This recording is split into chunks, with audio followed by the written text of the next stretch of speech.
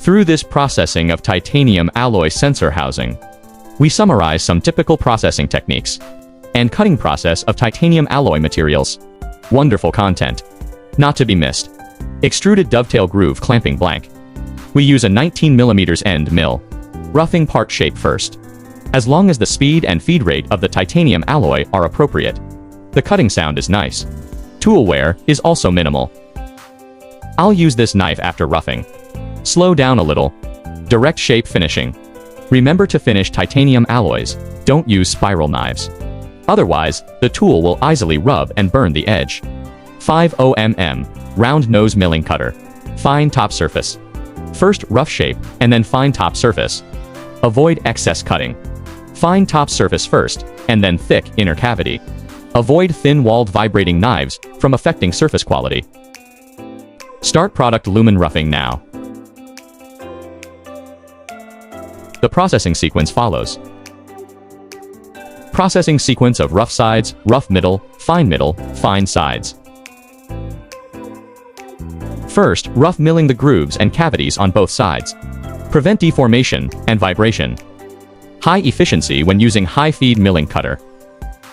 Tool life is also long. Shallow stratified feed downslope.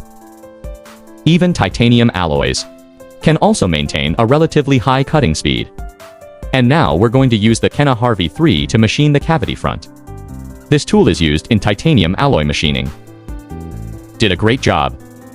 Parts can be rough and finished directly, although the length of the cutting pin blade is sufficient, but it is recommended to cut the pin in 2 layers. The tool does not have a chip breaker groove. If the cut pin is too deep, chips will hold in the knife slot. Chip remelting accelerates tool damage. Finishing the inner cavity directly after roughing will reduce feed per tooth to 0.076 millimeters. Go back to fine milling on both sides and pass grooves on both sides. Front processing completed. All the main structures of the sensor are processed through sequential processing. Preparation of 2-sequence profiling tooling. Leave 3 to 5 wire gaps on one side.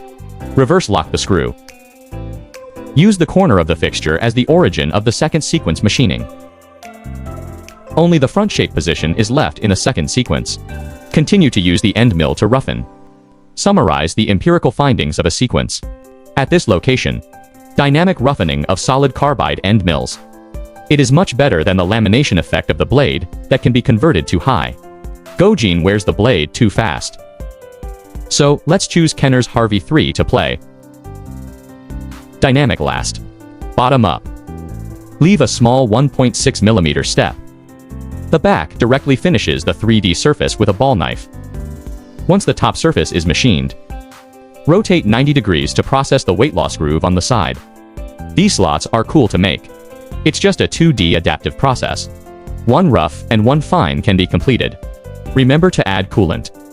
No coolant. Titanium will quickly wear out your knives. This way the whole part is machined. Summarize. Titanium alloys are not as difficult to machine as legend has it. Here's the thing. Set the speed and feed rate in a conservative range. Rather than blindly pursuing efficiency, ordinary knives can also dry titanium alloys.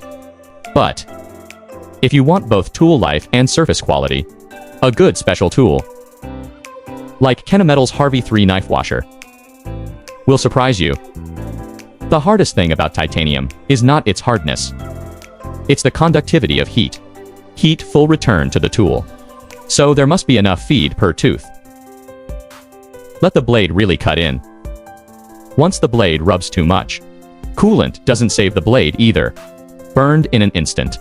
This is the titanium alloy sensor housing processed in this issue.